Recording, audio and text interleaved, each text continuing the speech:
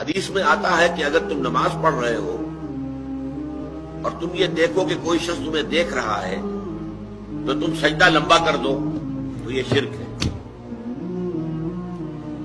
پہلے تمہارا سجدہ فرض کیجئے 10 سیکنڈ کا تھا، جب تم نے دیکھا کہ کوئی تمہیں دیکھ رہا ہے تو اب اس کے اوپر اپنے تقویٰ، اپنے تدین، اپنی نیکی کا روب جھاڑنے کے لیے اب آپ نے 5 سیکنڈ کا اضافہ کر دیا، 15 سیکنڈ کا سجدہ کیا۔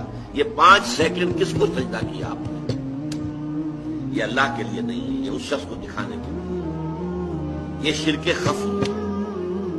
حضور نے فرمایا کہ شرک خفی کو پہچاننا اتنا مشکل ہے جتنا کہ کسی گھپ اندھیری رات کے اندر کسی سیاہ پتھر پر چلنے والی سیاہ چیونٹی کو دیکھنا مشکل ہے۔ آپ نے فرمایا اتنا ہی شرک خفی کو پہچاننا مشکل ہے۔